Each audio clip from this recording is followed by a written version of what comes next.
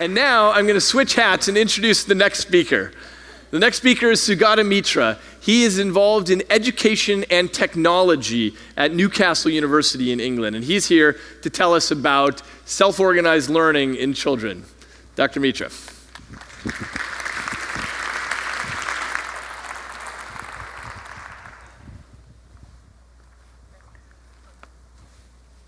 Well, gosh, nobody asked him any questions. You can ask me. I forgot to give you the clicker. I actually had a cool question, but I'll ask you later. Well, I don't know if you noticed since the morning, out of all these very diverse kind of subjects that people were discussing, the words self-organizing, chaotic, order coming out of interconnectedness appeared over and over and over again. And I was sitting in there thinking about this and thinking that, you know, we didn't know much about what's called chaotic systems. Physicists found them first, I think around the 1960s and 70s. They called it order out of chaos. And then economists found it. They called it spontaneous order. And it struck me that what I have to say today is an instance of spontaneous order which I bumped into totally by accident. It's about education and it's about children. But first, a little bit about education. I mean, you know what this is, I guess. If I said, from when is this picture? It could be about 10 years ago, 20, 40, 50, 100, 200, 400. It could be any of those. Why on earth didn't it change? Why is it the way it is? Well, I have a theory about why it is the way it is. It dates back from a time when the only technology available for transferring information was voice. So if you had to call someone who knew something, and then you had to listen to him. Well, when one person talks, how far can he throw his voice if there's no microphone? Be about 20 feet, 30 feet, comfortably. That decides the size of the room. How many people can you put inside? About 24, 25, 30. That decides the size of the class. How long can a person talk continuously? Maybe about an hour, so that decided the period. This probably happened around 2500 BC. It remained that way. You're also probably familiar with this sort of a picture. I took this in an Indian school, and the headmaster was over there, and I asked them, what are these kids marching for? Who are they marching for? Is it George the Fifth, or George the Sixth? And he laughed and he said, no, they're all dead. So I said, why are they marching in that case? He didn't quite know. You'll be familiar with this picture as well. And you might think, well, this is a tired child or it's a bored child. But that's not true. You've got it all wrong. She has ADHD and she's to be drugged. I found another thing about teachers. You can't get good ones in remote places. I'll show you some data. These are maths, English, and science scores in primary schools, elementary schools in India, as you go further and further away from New Delhi into rural India. Why is it like that? If you ask the teachers just one question, which I did, would you like to work somewhere else? Then close to Delhi, they say, no, it's fine, it's a nice city. In the rich suburbs of Delhi, they say it's even better. I mean, we don't have a traffic problem and Delhi is really close. About 50 kilometers away, they say, yeah, it would be nice to have gotten a little closer to Delhi. 100 kilometers away, they say, yes, I mean, I really am going to try and look for a job in Delhi. About 250 kilometers away, they say, anywhere but here. So teacher migration was the cause of this problem. In England, where I live, you also have a problem. These are GCSE, the end of schooling exam marks, plotted against a peculiar number. We have something called council housing in England, which is housing provided for, poorer people or people with problems, alcoholism, joblessness, that sort of thing. You have areas where there are lots of council houses, and there are areas where you have few. So there's a number called the density of council housing. If you plot the school end results against the density of council housing, you get this. And I thought, well, this is not geographical remoteness like India, this is socio-economic remoteness. And then I started looking at data out of the United States, and I found that remoteness exists in many, many different ways. You can have ethnic remoteness, you can have cultural remoteness, religious remoteness, all kinds of remoteness. And wherever you have remoteness, you have a problem with elementary education. So I published all of that, and I got back all kinds of responses from all kinds of countries. Australia, for example, has also a geographical remoteness with the Aborigines, and so on. Well, we know something else, which is that children in groups can learn to use the internet by themselves. I found that. I found it about 14 years ago. In those days, back in 1999, computers were expensive, and people thought that you had to be taught how to use a computer. There used to be actually schools which used to say things like, this is a monitor, this is called a mouse, you press this button, and that sort of thing. And people used to take down notes, and then, So, back in 1999, I'd done an experiment, which the press often calls the hole in the wall, where I'd plugged these computers, just taken a regular computer, plugged it into a wall, connected it to the internet, kept it 3 feet off the ground, and just left it there. And what we found was that children would come up and would stare at it, scratch their heads for a while, and people would say, oh, they won't understand anything, they're going to just steal the whole thing or break it. And then about 5 or 6 hours later, you would find that they're not. They're browsing, and they're teaching each other how to browse. And about a few days later, you would find that they've brought up Microsoft Word and are writing things in English on it. And then I would say, but there's no keyboard. And then a child would show me that they'd found a character map somewhere, and they're punching the characters with their mouse buttons, and so on. I measured this whole process for 9 months and came to this conclusion that if children are left unattended with a computer connected to the internet, then groups of children in a period of 9 months on a computing literacy scale would go from 0 to the same level as the average office secretary in the West by themselves. Raised a few questions about the nature of training and its purpose. I published that, and everybody said, that's very peculiar. Okay. I said, I can't help it, here are all the numbers. My question at that time was, if they can do this, then what else can they do? And I started doing a whole series of experiments in India, putting computers in public spaces with children, and just making a suggestion to them. Something like, you see this thing? X squared equal to 4? Well, that's called algebra. By the way, I have to go now.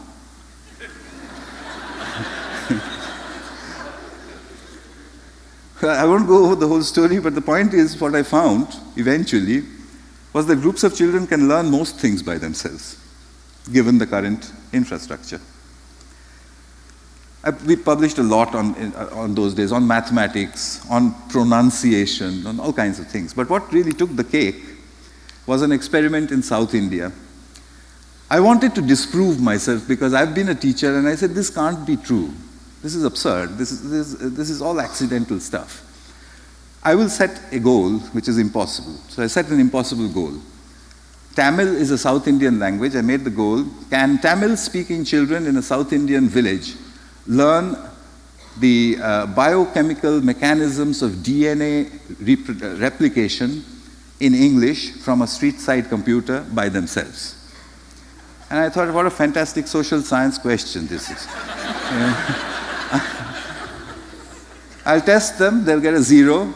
I'll come back after a while, they'll get another 0. I'll go back to England, and I'll say, we need teachers. So I went off to Kalikuppam, a little village in South India, and I did this experiment. The children came running in, what's all this? So I said, this is all complicated stuff, but very interesting. So they looked at it, but these are big English words, and it's all chemistry. How can we understand this? So I used my newly learned pedagogical method. I said, I have no idea. And anyway, I'm going away. So that's Kuppam. I did my initial testing. They got a statistical 0. I came back after 2 or 3 months. The children trooped in looking very glum. We haven't understood anything. So I said, you've given up? No, we look at it every day. So why do you look at it if you don't understand it? Well, says one of them, apart from the fact that improper replication of the DNA molecule causes genetic disease, we've understood nothing else.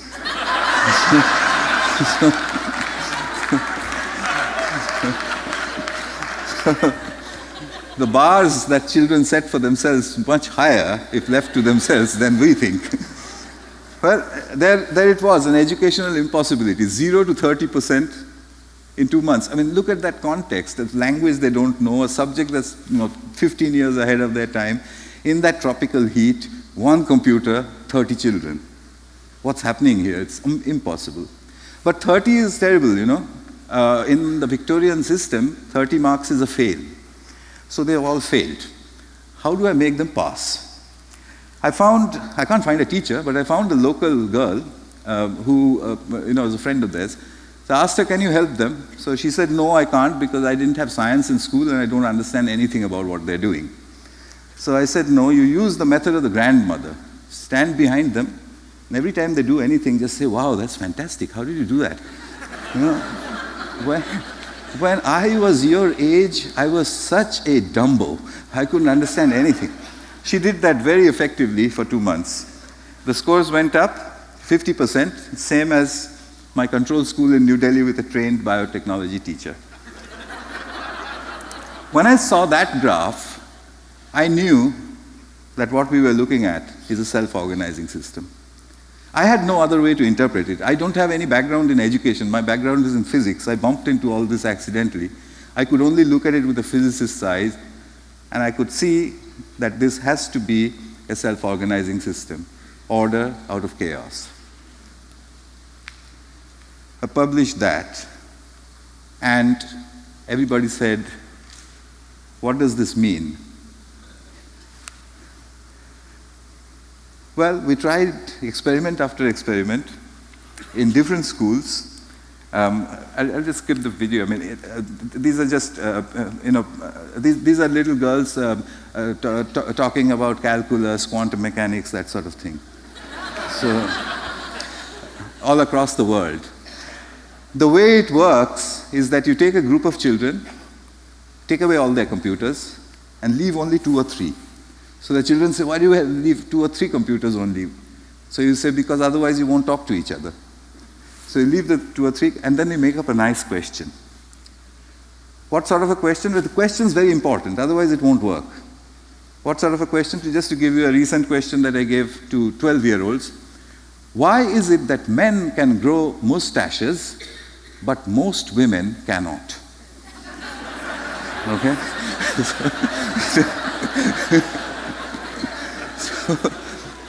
So they all laughed like you do. But then they said, yeah, wow, why? So I said, well, I don't know. I mean, you've got the internet. You go ahead and do it. What came out in 45 minutes? Cell biology, cell expression, the difference between the 2 genders, anthropological reasons. Way ahead of anything that you might expect. Why does this happen? I think because the group together works at a level which is far ahead of single individuals in the group, like a hive. I think that's what's happening inside what's called these self-organized learning environments. But we know it will get you up to 30%. You need a granny. So I put out an appeal in the British newspapers saying, if you are a British grandmother, if you have broadband and a web camera, then can you give me 1 hour of your time every week for free? In the first 2 weeks, I got 200. I know more British grandmothers than anybody else. So, they meet the children once a week, and they talk.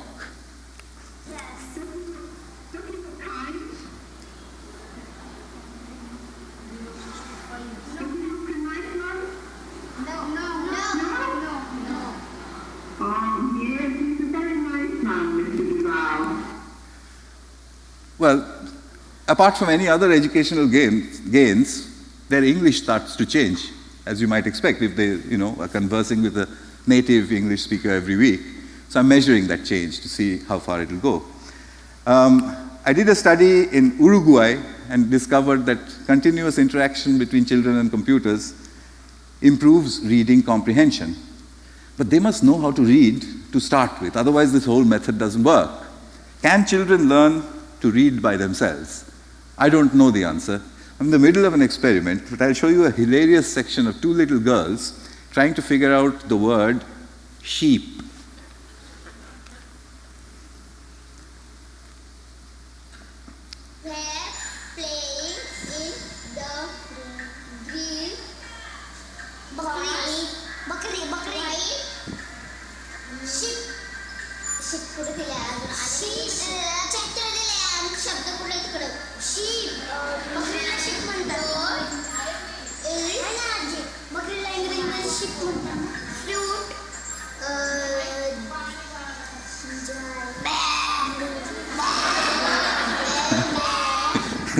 So, as you can make out, they got it. So, what are the things we don't know? We don't know if children can learn to search accurately by themselves. I have to find that out. We don't know if they can learn to read by themselves. Those two little girls will show us. But we do know that they can do lots of complicated things, and they can do this at a very young age. Their curricula should include the internet. Why does it not? Well, look at the British curriculum. Pupils should be taught to recognize that, history can be represented in different ways and so on. Imagine explaining this to a child, as opposed to changing it to this question. In a museum in the Indian city of Mathura, there is a statue of the great emperor Kanishka. Who was he and why is the head missing? Okay, children love missing heads. It will get them to the fact in 15 minutes that history can be interpreted in different ways. We are also familiar with this, of young people sitting and not talking. We need to integrate the internet into pedagogy. This is how we solve problems. This is how we solve problems. Doesn't it look like the hole in the wall? Then why is school not like that? This is how we solve problems, but in school you can't talk to anybody. I'm going to skip that. That's just an example of a soul. But this is how you have to solve your problems. Why? Examinations need to allow the internet to come inside them. Look at this question. According to Darwin's theory of evolution, how do species evolve? By artificial selection, by natural selection, by unnatural selection. It's the most stupid question I've ever seen. Imagine changing that to this. Why do we have 5 fingers or toes on each of our limbs? Why not any other number?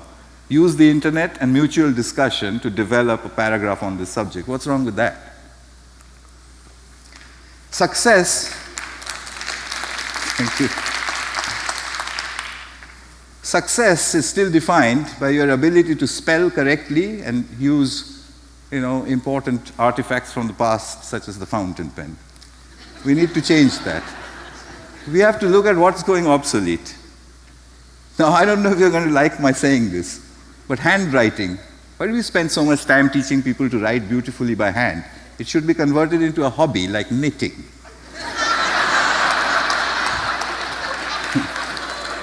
Why do you need to? Why do you have to remember spellings of words in your head? Why can't you use an assistive device? And let me tell you, if you use an assistive device, it will teach you to spell in any case. By the time you're 40, you'll know how to spell. Grammar. How much grammar do you need in the world of texting? Multiplication tables. Are the 17 times tables a life-saving skill that you need? I don't know how many such things there are. Can you answer an examination in Shakespeare's English? No, you'll fail. How now, Juliet? No way. If you answer in texting language, you've had it. But if you use the language English of 1930s, everybody loves you. Who's decided that year? This is the way the offices were in the 1930s. This was the office of the 1930s. This is the examination system of today. Can you see who we are preparing them for? Those guys are dead.